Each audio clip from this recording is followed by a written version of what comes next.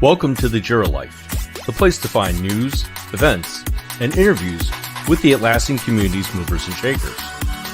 Join our hosts, Alex, Dr. Jira Ortiz, and Rodney, the Jira guy Nissen, as well as the Jira amigos in the peanut gallery, as we sit down and discuss the latest going on in the Atlassian ecosystem. Because we didn't choose the Jira Life, the Jira Life chose us.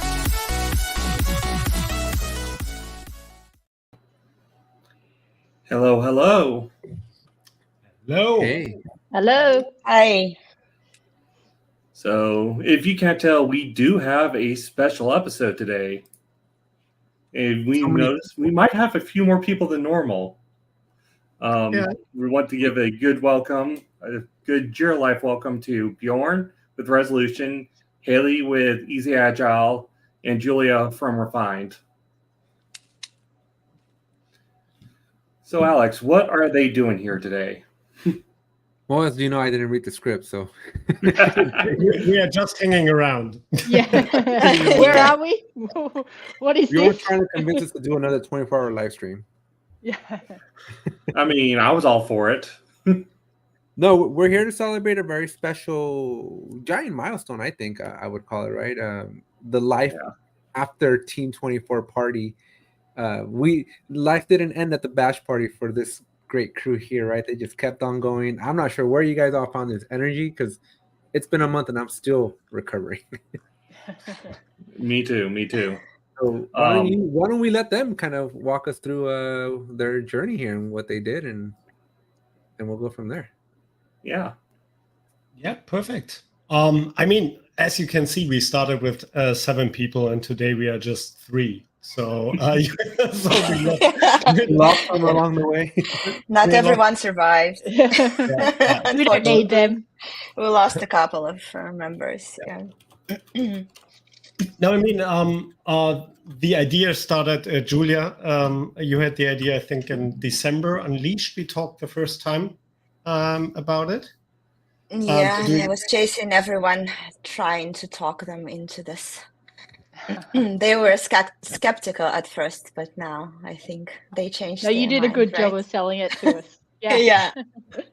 Yeah, we bought it. Yeah, and we had an amazing tour. So we had we visited partners and ACE events in a couple of cities in the United States: Austin, St. Louis, Chicago, Toronto, New York, plus some additional cities just for visiting them: New Orleans, Houston, and a couple more. We had an amazing tour, amazing chats. It was a little bit like extending Team 24 for additional 2.5 weeks. So it was really cool. Yeah, I believe that's what you guys ended up calling it, Beyond Team 24. Exactly, yeah. And I'm just a little jealous that I didn't get invited. I'm just a little jealous that I didn't get more beignets from New Orleans. Did you two try beignets while you're in New Orleans?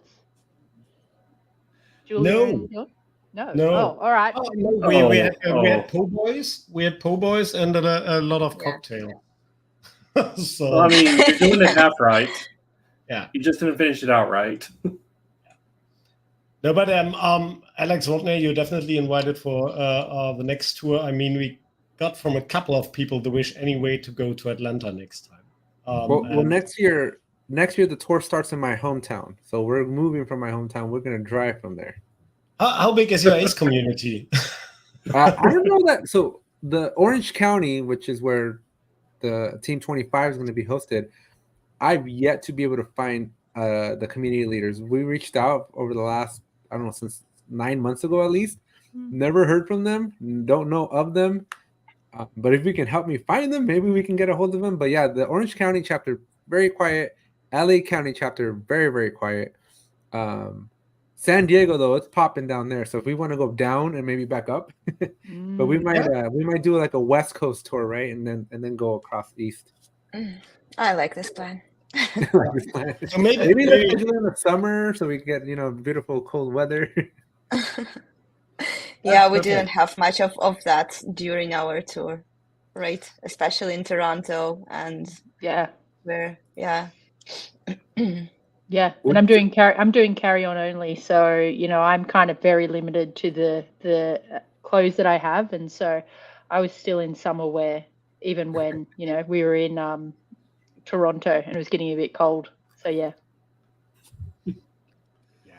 But hey, you were the quickest on the airport, so I had. But then I had to wait for all the rest of you to catch up. So Yeah. So I had over 40 kilo camera equipment, in addition to 20,000 shirts. No, but overall it was really an amazing tour. So yeah. So you went through all these different stops. You got some clips for us. So why don't we go ahead and play the first one now? I believe this one is asking the question, what are the biggest questions after Team 24? I think the question mark right now for everybody is about the future of AI. So we've heard so much about how this is going to be something that's native within the Atlassian product suite, but where this continues to come and what we can continue to expect from all the advancements that are going on in AI serves to, I think, be the question that's,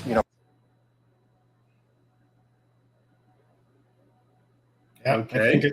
I think it stops here. After this was just more the same stuff. Yeah, it's an interesting question. It's a super interesting question. We tested yesterday at Resolution Slack AI, and it took 10 hours till the first colleagues shut it down again because it's so useless.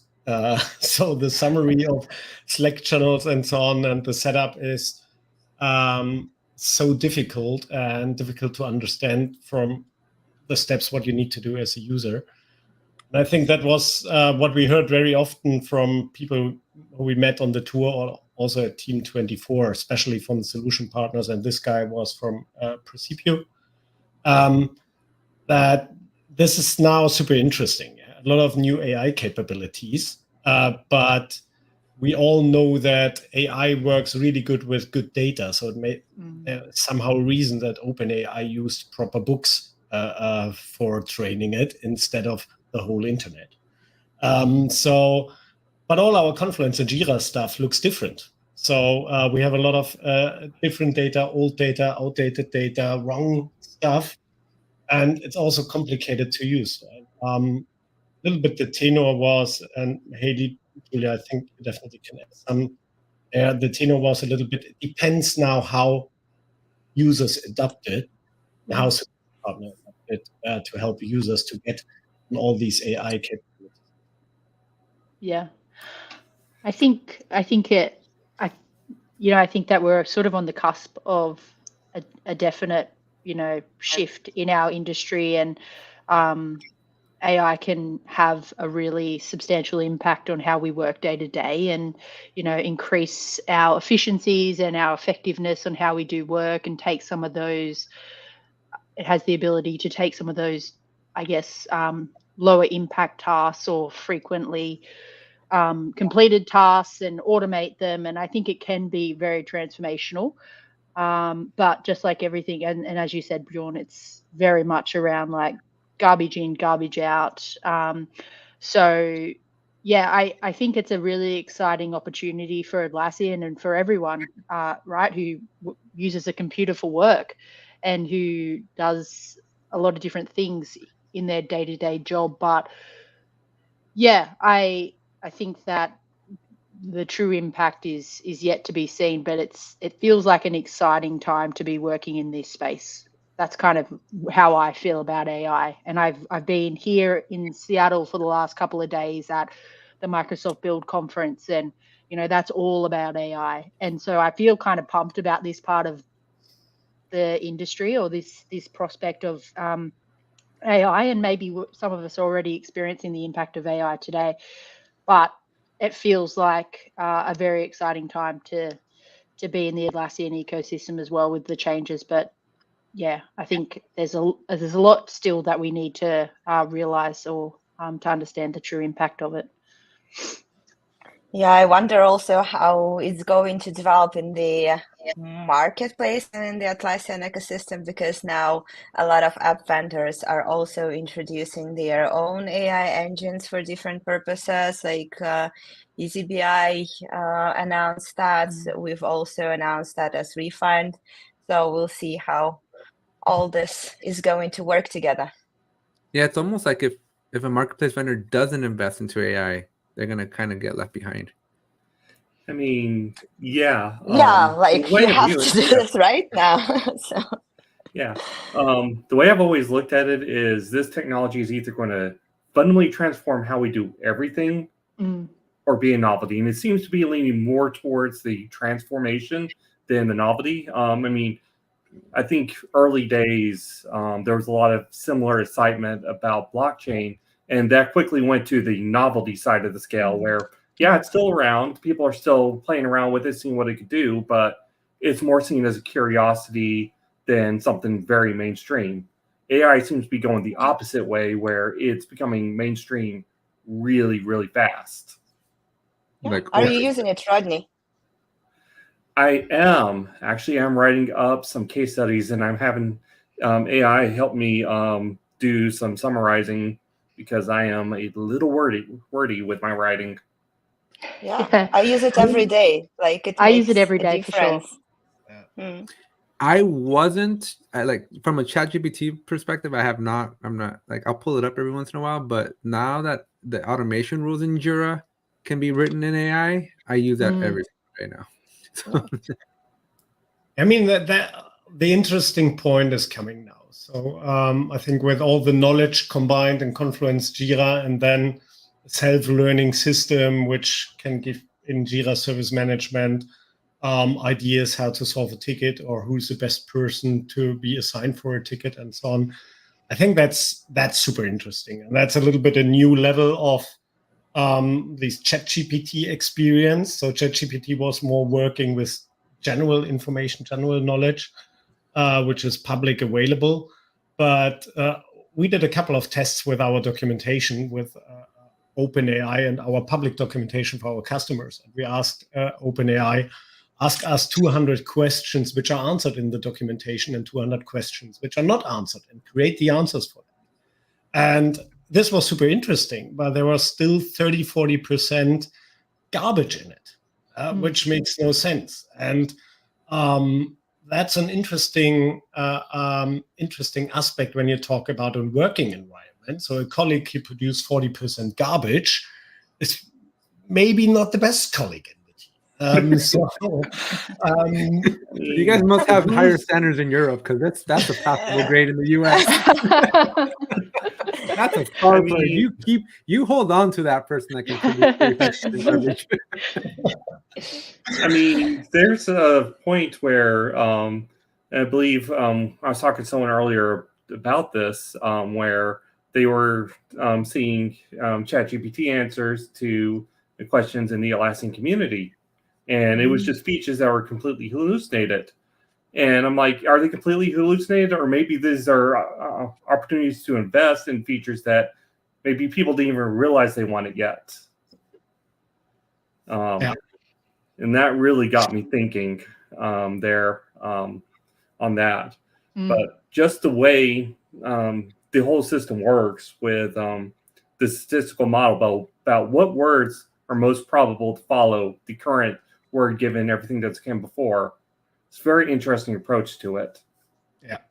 Not to derail the conversation too much, but where I still don't believe in AI is in my Tesla full self-driving. No way. Not ready yet.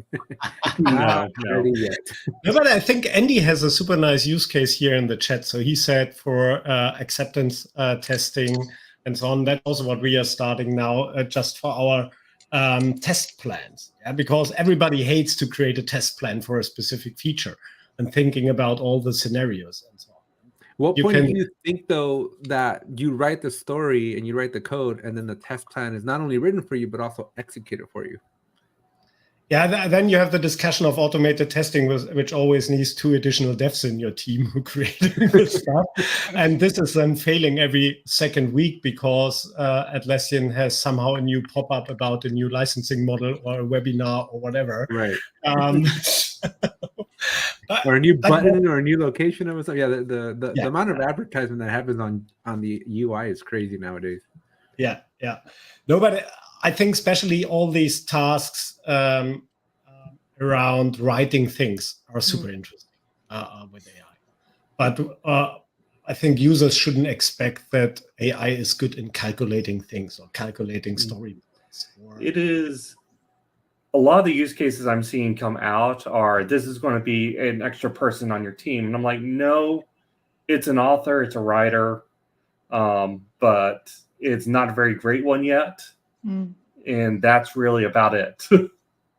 But this use case though, of like this whole writing the test cases and whatnot, like this is the one thing that in all the teams I'm talking to right now, that's the part that gets the most excited about, because I think it's the biggest pain point right now. And this works already amazing. That works already amazing when you do it with ChatGPT, and I assume it will be minus the 35% garbage.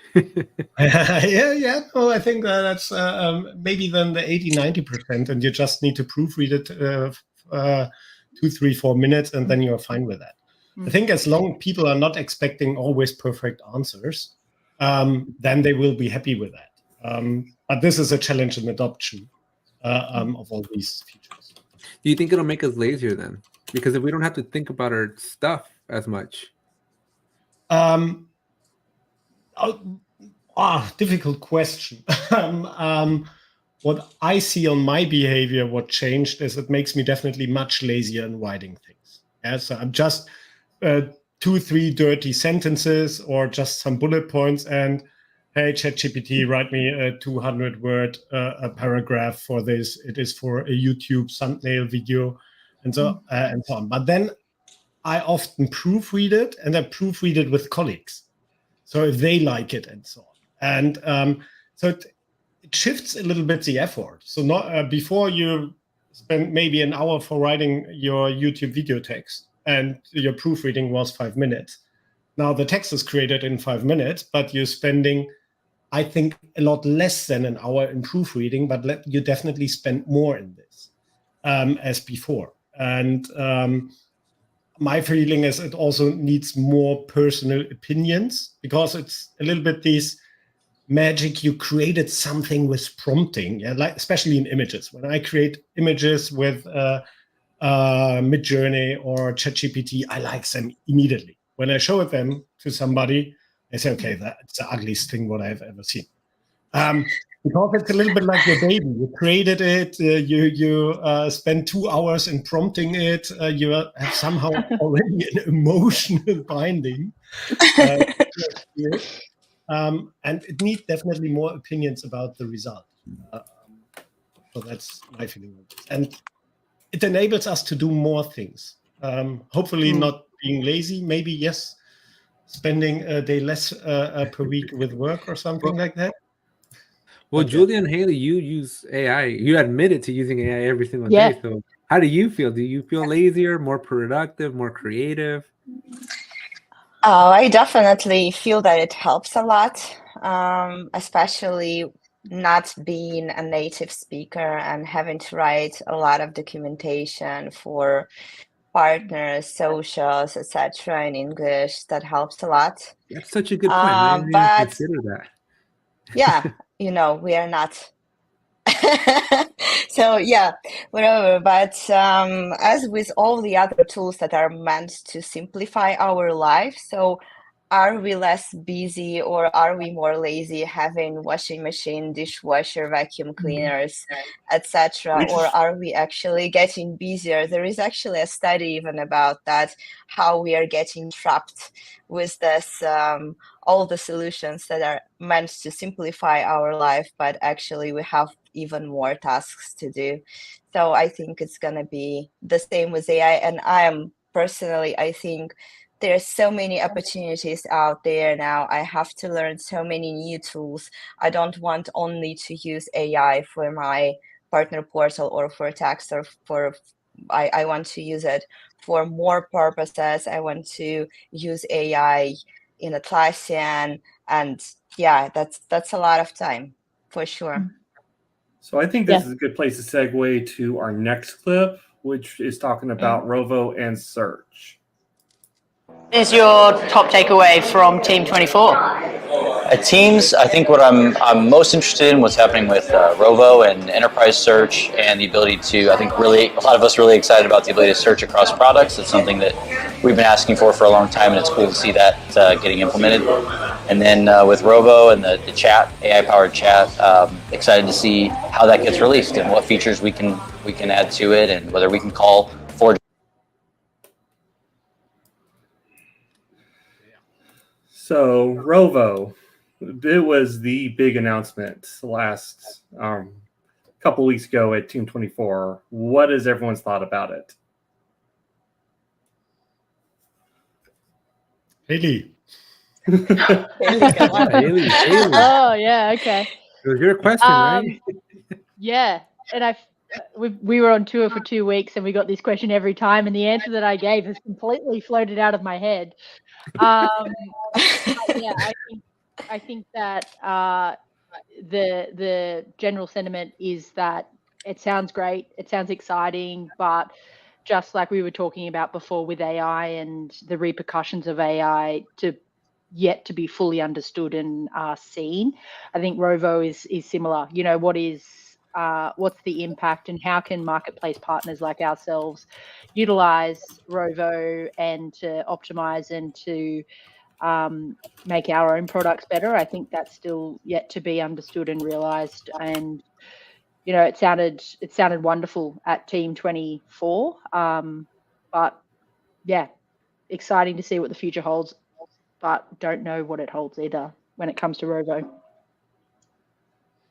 I think it felt like a big tease. I mean, they give us they tell us about all these new features, all this great thing coming. They're like, but we're not telling you when you get it. Yeah. They said soon. Soon. Well, they promised Q4, Q1. So let's see. Oh my gosh, the whiteboards, man. The whiteboards capability took forever. Databases too. Yeah. Almost like a year later. I mean, we met Mark in Austin, and he had with his team already the chance to play a little bit with Robo and so on internally, and he was totally amazed about it. I think there are a couple of interesting things. So it's like adding additional personal assistants, or Rodney, you said an author or a copywriter, or maybe a quality check assistant to your team who can do stuff which exists already somewhere in a Jira Confluence or is available via AI or web access. We don't know it exactly. I think there's again the challenge what we discussed already, or Haley, what you said. It's a garbage in, garbage out system. I think these assistants, when my Jira is not well maintained, when I never have a description in the ticket, and my summary is just 3 words, and colleagues working 4 months on one ticket, then I wouldn't expect too much from Robo. So,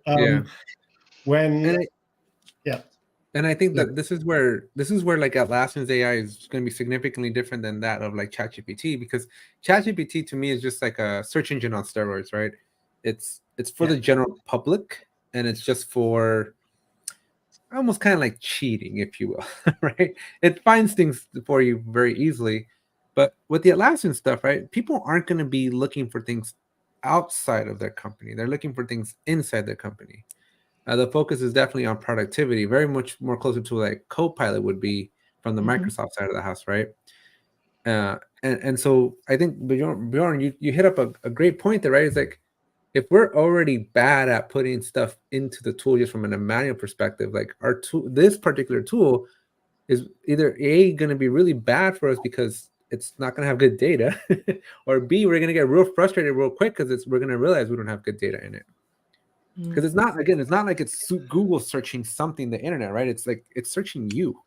Yeah, your point is good. I mean, Copilot has a massive benefit that Copilot works with code, and developers are trained in writing everything down and to be super precise. Yeah, the good ones. Maybe in Europe too. This does not sound like software engineering in the US. I'm constantly having to tell people, really document, please. I think you guys need to do like a year-long tour so you can see how bad the US developers are.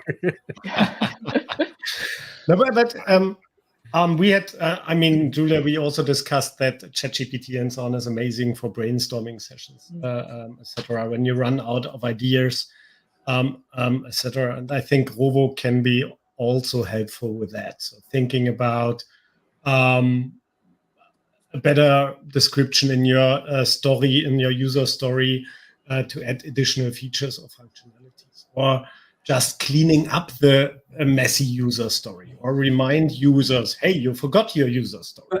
But that's I'm scary. adding it.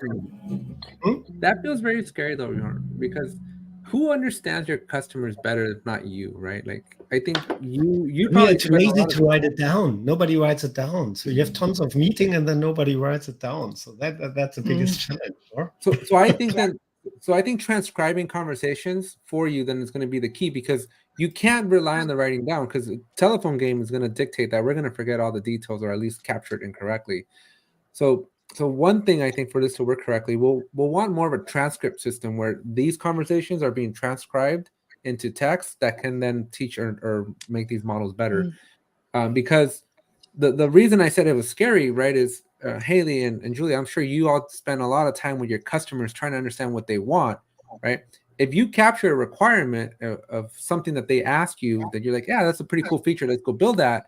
But then if you refine it through AI, at what point does it transform to the point where it's not what the customer wanted anymore? So if you're just blindly doing what was AI enhanced, might not get the same result. We have PMs doing that already, so not a big problem. I think. No, I mean, it's we also make mistakes. I wonder about Rovo, what the adoption rate is going to be. Are people actually going to use it as all the other amazing features that we have, and we cannot use them properly and we have difficulties? How configurable it is going to be also. I think it's going to come down to the price, right?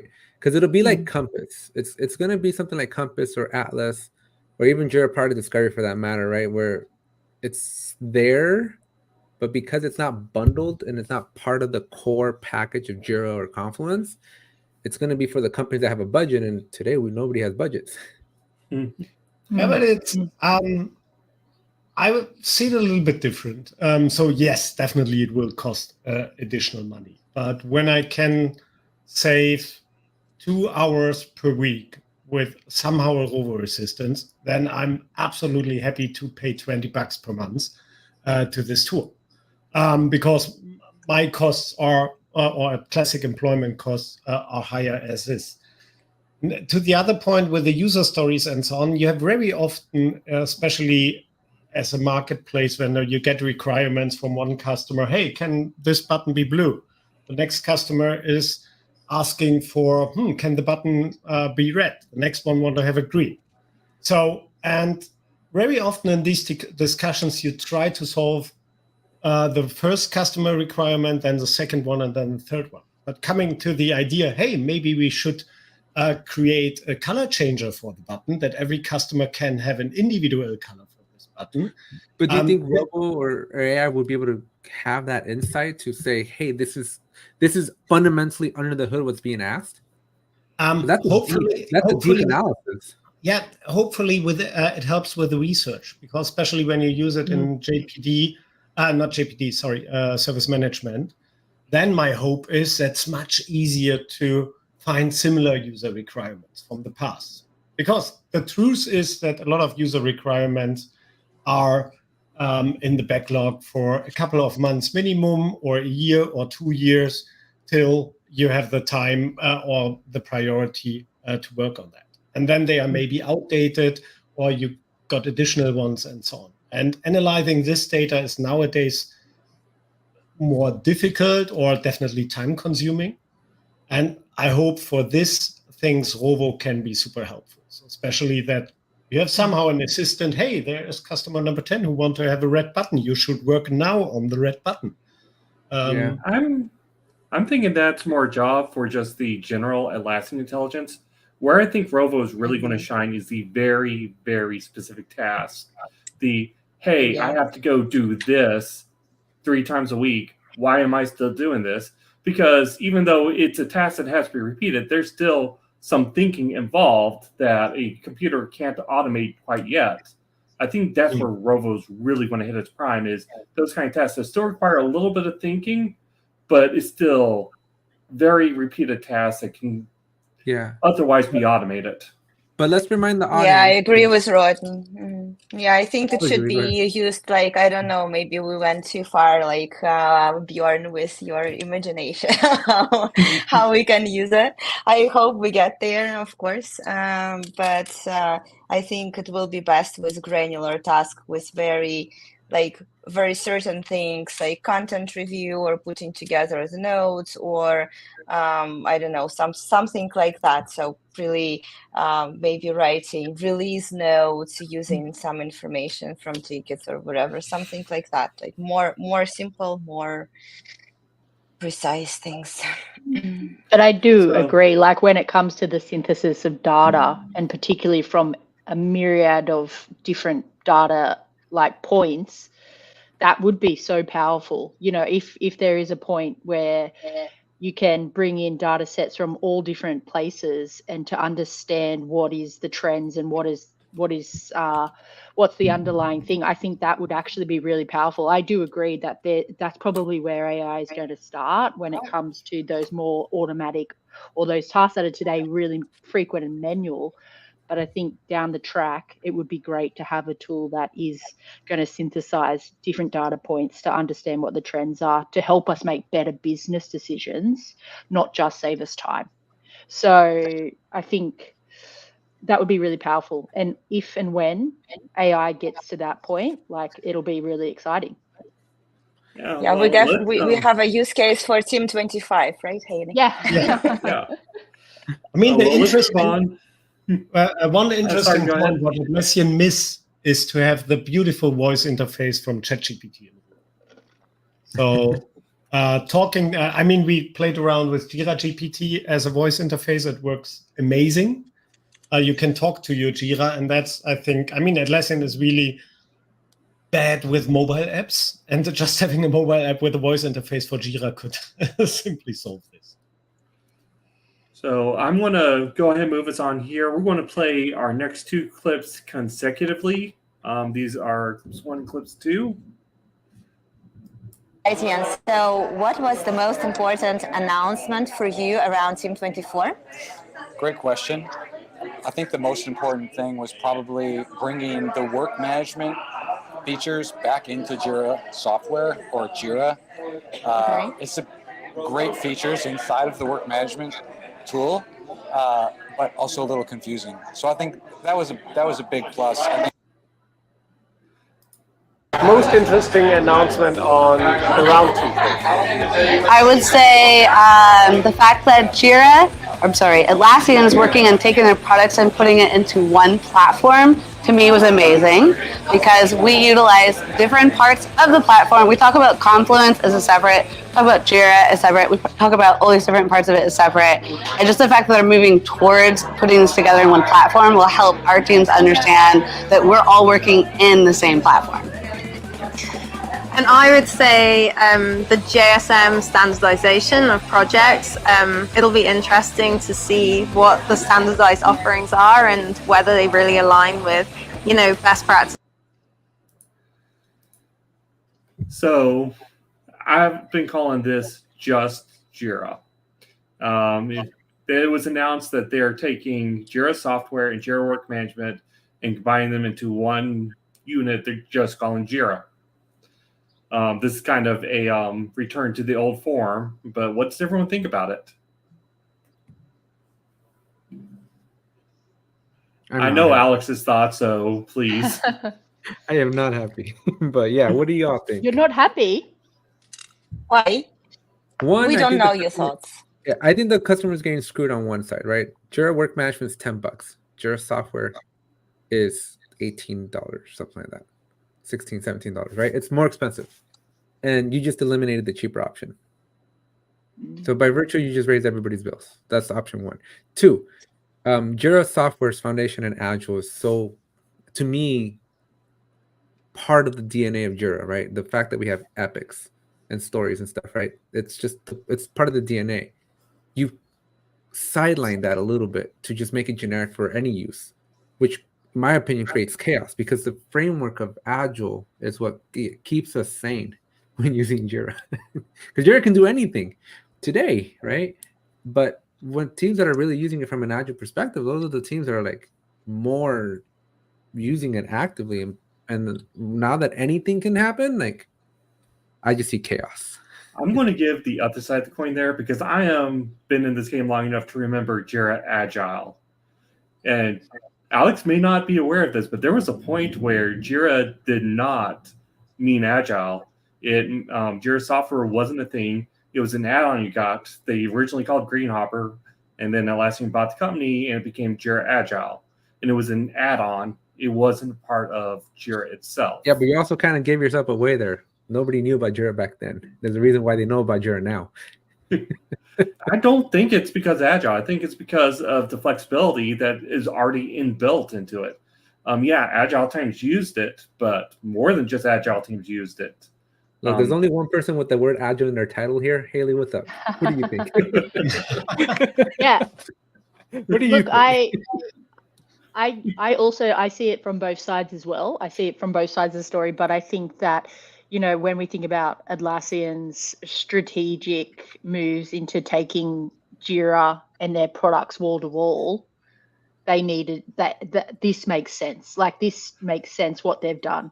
And you want to see Atlassian products used in the marketing team, in the HR team, and take it out of just this corner of the software team. So I think that it makes sense from that reason. And I think that, you know, creating an integrated platform is how you start to talk to an enterprise level customer. And enterprise level customers want to see a tool that sits across their whole organization, where you have integrated data points from all across different parts of the organization. So I see it from that strategic lens of where Atlassian are trying to head. It makes sense from that. But yes, I agree also, like, you know, are you going to create chaos? Are you going to create, you know, just a tool that is everything to everyone, and therefore it doesn't have its niche ability to really help someone do their day-to-day job super well? Like, I don't know, but I also see it from that other lens, probably similar to your point, Rodney. So that's how I feel. I think it depends on the templates or AI-generated starting points in the future, because Atlassian also will kill more and more the epic to the parent, what it is, and try or enables that everybody can rename it anyway to something else. So I think the flexibility makes sense. And what is totally missing here is the last 3 years, where it was not possible to explain a customer when should you use work management and when should you use Jira software. And when you started with once, after one day, you missed minimum one feature from the other version. So that was frustrating and chaos pure. And I agree a little bit in the chat. So I don't know the statistics. It would be great to see the statistics, how many customers really bought just work management or a lot of work management users. I think for a lot of companies, yes, it was an entry drug for maybe business users to use it as a task tool and so on. And it had super cool features. I mean, Haley, you mentioned often the list view makes totally sense for you because it's much easier to writing down ideas, a little bit like it is in JPD and so on. I think it makes sense, but Alex, I agree to your point. It would be much better to harmonize the pricing somewhere in the middle instead of just, hey, a ramp up. So the $1 million question, how are they going to do the transition? It's relatively easy. You just enable all the fancy stuff in the Jira software projects and the customer can sort it out. So I'm looking at how many hours, and Bjorn, you just said this, how many hours were wasted explaining, okay, you want Jira, which Jira? And then going through, what is Jira software? What is Jira work management? What is product discovery? What is JSM? This was a 30-second conversation I would have with teams. Do you want sprints? Yay, nay. That's it. You are very much simplifying that question. That's all it comes down to. But it's like your Agile coach. I mean, the biggest, and that's exactly what they're solving now. So maybe I don't want to have sprints in the beginning because I think Kanban is a good starting point for me. But I realize after 3 months, I should try it with sprints because I don't like my output at the moment. And in the past, it was not possible to switch it. Right, so now, okay, so you put everything behind a flag now. You customize it the way you want. Yeah. You turn on the stuff you want, you turn off the stuff you want. Maybe you don't want calendar view. Maybe you do want calendar view, right? Maybe you don't want list view. Maybe you do. I'm Alex, I see the same risk what you're describing. So the enormous flexibility which is given now to the users can also create an enormous mess. Right, that's the chaos I'm talking about, right? I was on a podcast with Fede from Dizer, and I was like, anarchy is what I see coming because analysis paralysis and so many different options of you could do. What do I want? I don't know. I want it all, but I want nothing at the same time. Monday.com is somehow successful with that. So maybe Atlassian is looking a little bit in this direction at the moment. I mean, isn't that kind of the point of a Jira admin, though? To kind of guide you through those decisions already? Well, that's the conversation I had with Mark Cruz, which was, as a Jira admin, my job is going to be less making workflows and more architecting a Jira for you. I mean, okay, then let's at some point where I know that Julia has a very strong opinion about it. Because Suze, who was the last person in the video, said that she liked a lot these JSM AI template thing, which, Alex, when we follow your argumentation so far, then it's a mass production engine. But Julia, what are your thoughts? Yeah, that was my favorite announcement from Team 24 because as refined, we build sites and we build this kind of portals like for HR, marketing, and sales teams. And, this tour and talking to a lot of people from the ecosystem, it made me less and less excited with all Atlassian announcements by the end of it, and more skeptical about everything. I mean, you hear so many opinions, like the one that Alex brought up today. So, for example, I've never heard that, but that adds up to my skepticism about all the new features. But yeah, for GSM forms, so for us in particular, for refined, this is good, and it aligns with this new messaging of Atlassian being for every team, moving away from Agile, so putting together Jira and Jira Work Management is a part of it as well, as far as I see it.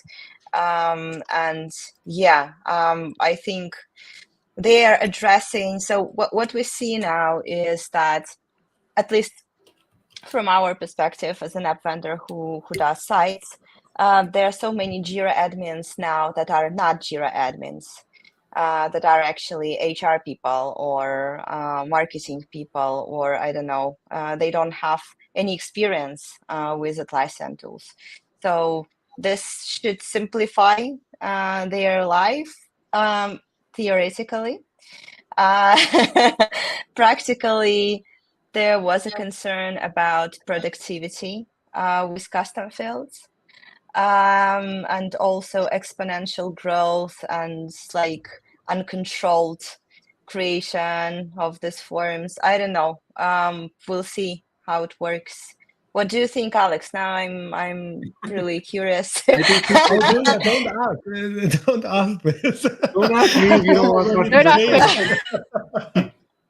Sorry. Like, I'm pulling all of my sponsorships out of this guy. I don't want him representing my brand.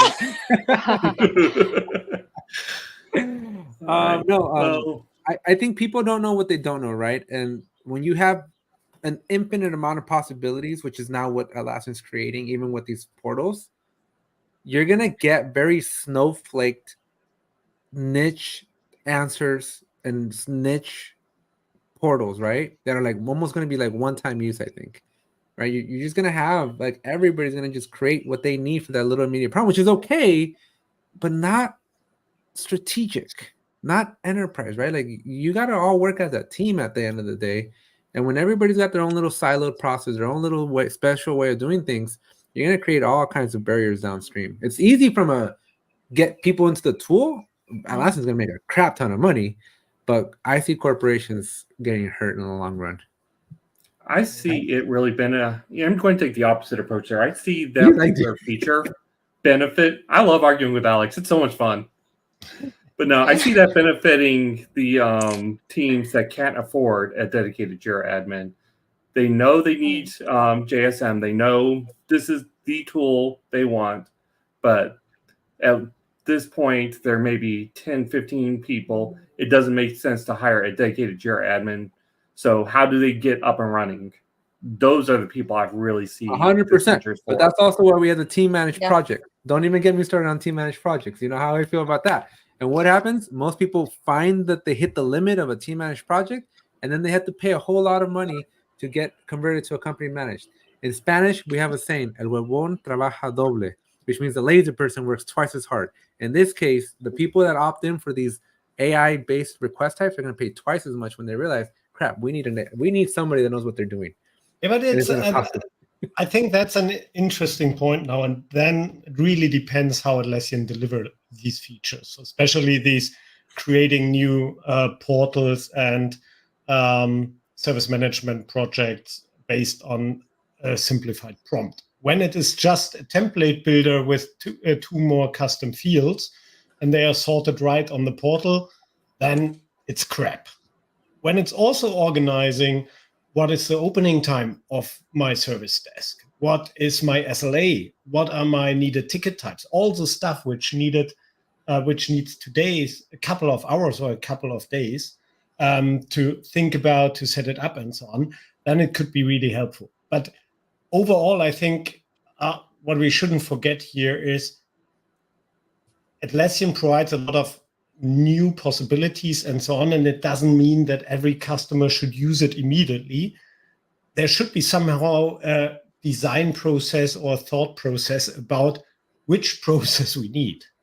So I mean, so the tool shouldn't define the needed process. That's what the organization need to do. I think what Atlassian tries here to enable a lot of more customers who were blocked so far when they had a process idea, that it was not easy possible to set up the tool, the portal, or the project. And this is these now more free capability, or not free, but I think Haley got it right on this one, Bjorn. I think Atlassian's play here is Jira for all, which means more licenses.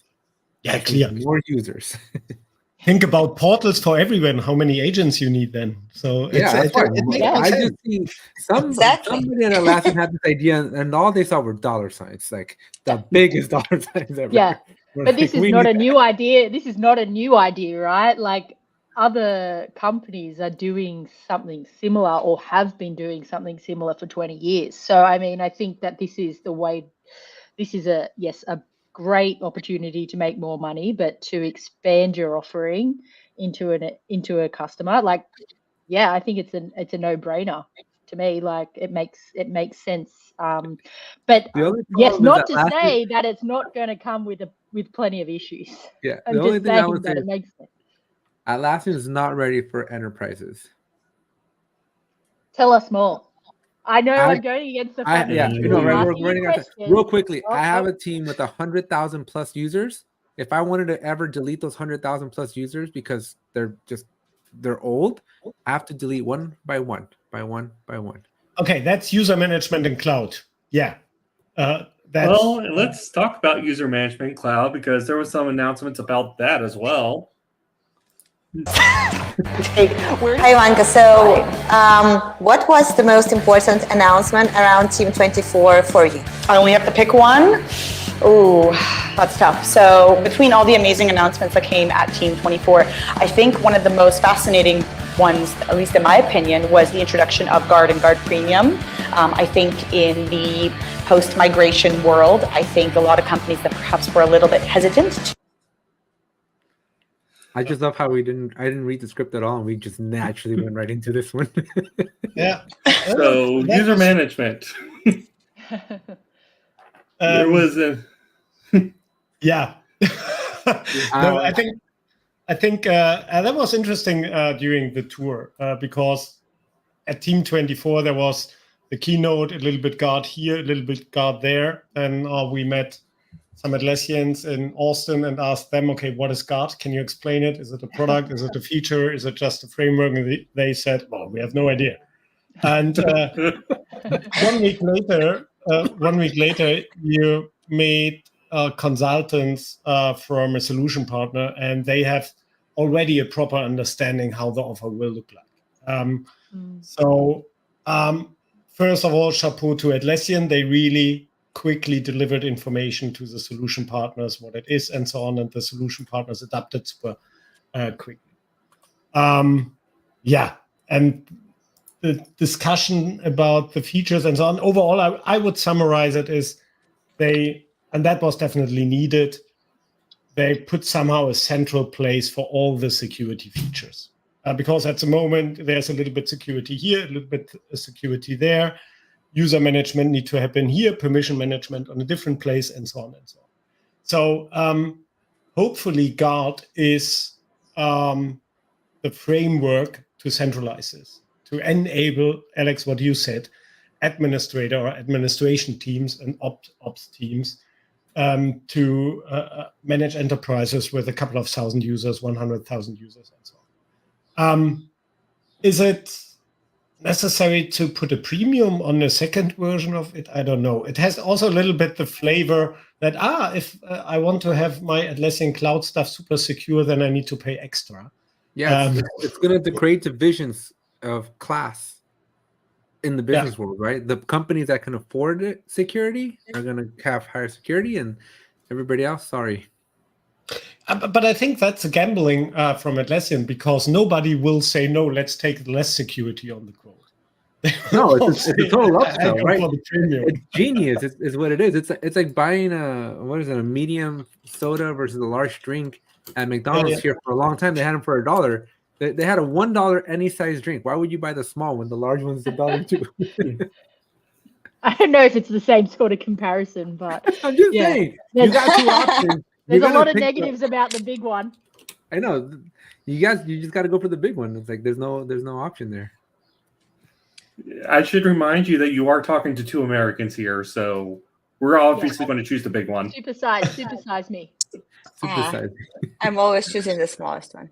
That's a smart play. That's what you should do. We don't have supersize in Australia. That doesn't exist.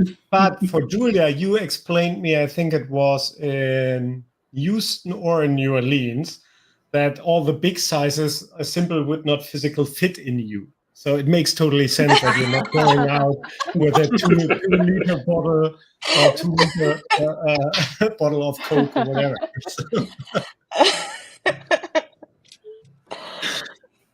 Yeah, Guard is it was one of the announcements I was actually excited about coming out of the keynote, because as Bjorn said, security in especially cloud has always been like, okay, I've got to go to like 2 or 3 different stops to kind of understand what my security posture is.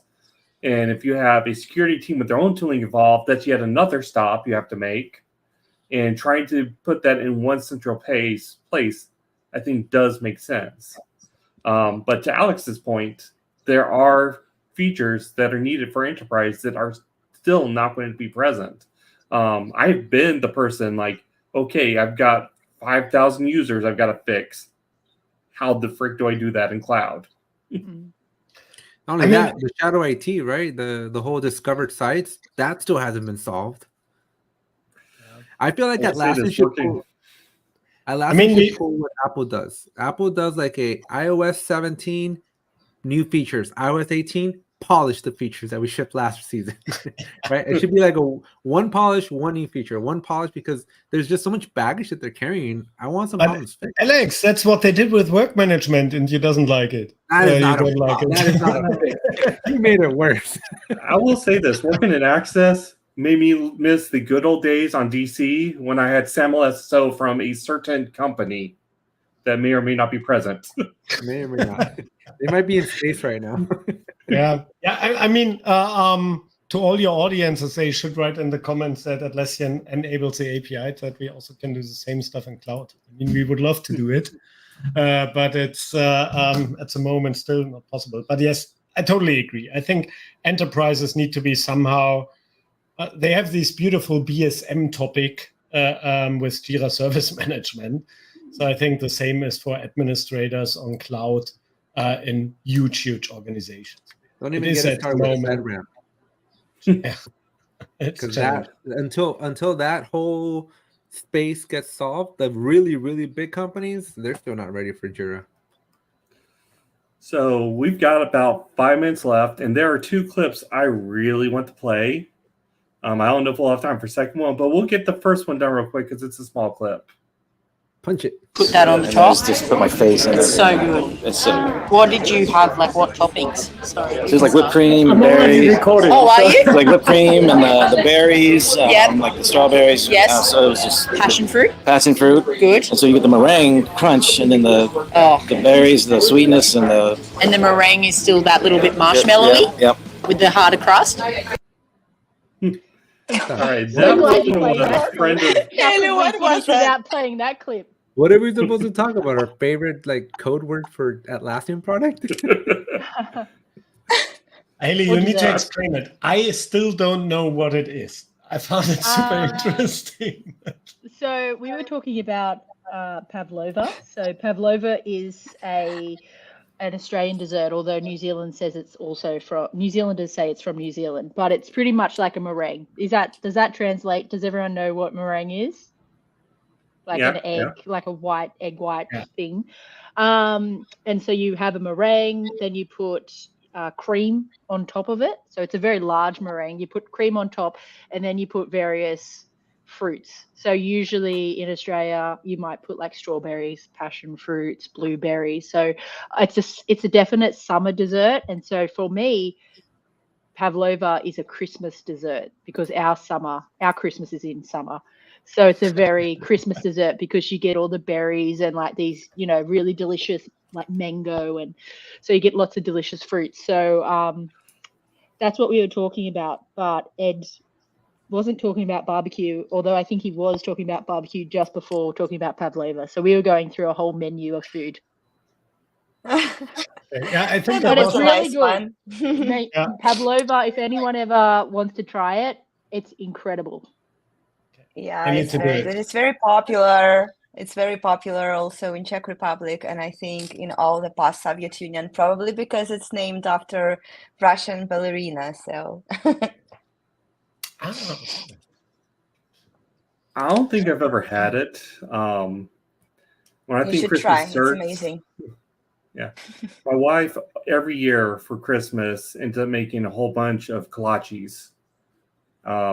And that's just what over the past 10 years, that's Christmas now. But what are those? We're gonna have to try this next year. I've never heard of what did you say it was? Kolache? Kolache. What's that? Yeah. Never heard of it. I've never heard of that. It's Czech in origin. It's an inherited recipe my mom or my wife got from her mom, all the way back up to the Czech Republic. And it's a sweet roll with like walnuts and whipped cream in there. There's different formulas, but that's the one she makes. Oh. And but is it a sandwich? Is it a sandwich? I don't know. We should ask Alex. I don't know. All jokes aside, though, be ready to eat tacos next year, though, because we're in Southern California. Yeah. It means the taco is not a sandwich tour. Yes. So Alex, means you can do a restaurant recommendation list for Team 25. We're putting all the stops here. I live across the street from where the conference is at, so I know. Wow, across the street is Disneyland. Did they put it there just for you? They must have. They must have done it for me. Just for you. Yes, it's going to be amazing. It's going to be a great time. This is what happens. You see, this is what happens when you become an award-winning Atlassian creator. Yeah, right you have a house or a flat direct next to Disneyland. So because that's also there. The amount of you're gonna have to join the line. The amount of people that want to stay at my house. I told my mom, I was telling my parents, I'm like, you guys think we can like double or triple the square footage of our houses by April? Because I got a lot of friends that want to come. Well, if I doubt that the hotel rooms will be as big as the Venetian hotel rooms in where we're going. So probably not, but they are. You do have the option to stay on the Disneyland Resort. So I think I'll choose that. I mean, I really have no say in it, but I'm just saying that sounds cool. I think that's going to depend on the sponsors we get next year, Alex. I'm gonna just walk there. But no, Bjorn, Haley, Julia, thank you guys so much for coming on. It's been a blast talking about you, reminiscing about Beyond Team 24. I don't know about Alex, but we definitely need to talk about Beyond Team 25. We do West Coast tour and then East Coast. Yeah, definitely. We should do it. I mean, we got also a lot of requests from Europe now for a European version. So bring a passport soon. So hold up. Yeah, it looks like that we all need to quit our jobs and need to do just this tour. Can we come to a down my area, please, so I don't have to do all this flying constantly? I mean, I'm down for an Australian tour too. Yeah, Australia, New Zealand. Yeah, there's so many Jira customers out there. You'll be surprised. Total joke. There's not. Northrop Grumman has a facility out there where they have like a guard that will escort you from the compounds to like the nearest bus stop, because it's so dangerous to get to the nearest bus stop before an animal eats you or consumes you or does something to you. Yes, that is so true. But yeah, you want to set it up, man. West Coast tour, Midwest tour, East Coast tour, Euro tour. We'll do everywhere we can tour. Yep. World tour. World tour. Yeah, we just need a good support band. No, but definitely next time. Atlanta is already on the list for next year. So that a lot of people said this. Vancouver was also a huge wish, and the Seattle region and so on. So I was gonna say, Custom Charts for Jira Last or O3 Solutions, they did a pre-tour where Funman Andy was out here before teams, and then ended up in Vegas. So maybe we can do a pre-team, post-team, during team. Yeah, just touring the whole the time. I'm sorry, release team. I have a new job. It's apparently just being on tour. Yeah. Yep. Good thing all we need is the power of the internet to do our work. Yep. But everyone, thank you for joining. An announcement for the Jira Life. We have enabled memberships. These are paid opportunities to support us. You can click the join button on YouTube, see the various price levels and what benefits you get. You do get some perks for joining. And I do want to give a special shout out to our first member and so far only member at the Jira Amigo level, and that is Online Andy. The moment he heard about it, he was like there. I didn't even finish writing the announcement yet, and he was already on board. Thank you, Andy.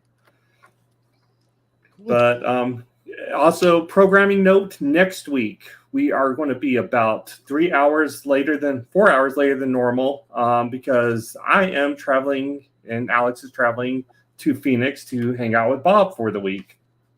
Well, not the full week, but still. End of week. Thursday and Friday, we'll be in Phoenix. Come on by if you're in the Phoenix area. Yep. We'll be starting at 6 p.m. Pacific, 9 p.m. Eastern. It's a late start. I'm going to be jet lagged, but it is still going to be a fun time. Says the guy that doesn't sleep. What sleep? Exactly. That'll be fine. After 3 hours difference? Oh, Rodney, you need to train for our tour next year. Yeah. You can't come. Well, you can't come. My secret is I just don't sleep. Sleep. Maybe he can come. That's good. You just gotta invite us, so we'll tag along, and we'll just be live streaming the whole thing. We'll be like your groupies. What we need is a resolution bus. We need a resolution tour bus. That's what we need. And studio. Yeah. That extends the tour to a couple of months, but yes, good idea. Yeah, and it will be easier with your equipment. Yeah, Yes. put some Yeah. Wi-Fi in there, and yeah, we're good to go. We can work. Yeah. The United States is really designed for that kind of travel here. With our public transit sucks, so being able to transport via bus, that's how all I the fans noted do it. down. I noted down. I'm not What's up coming. with every- I'm not available then. Buying a bus. If we're in a bus, I'm not coming. But anyways, we'll catch you guys next week. And as always, we didn't choose the Jira Life. The Jira Life chose us. Wait, Sean, what's Thank you for listening to the Jira Life. Our hosts are Alex, Dr. Jira Ortiz, and Rodney, the Jira Guy, Nissen. You can find Alex on YouTube at 8Tech Tutorials, and Rodney's blog is found over at thejiraguy.com. Our producers are Robert King Bob Wen and Lina Ortiz. You can catch us live as we record this podcast every Thursday at 2 p.m. Pacific, 5 p.m. Eastern on YouTube at The Jira Life. Be sure to join us and our other Jira amigos of the Peanut Gallery every week to ask your questions, let us know your comments, and just tell us what you're up to. But if you can't join us live, you can still catch the replay over on YouTube. Don't forget to like, comment, subscribe, and hit that bell while you're watching. We're also available as a podcast over on Apple iTunes, Spotify, or wherever you get your podcasts. If you listen to it and think it deserves a rating, we would very much appreciate it, as it will help others discover the Jira Life. Because we didn't choose the Jira Life. The Jira Life chose us.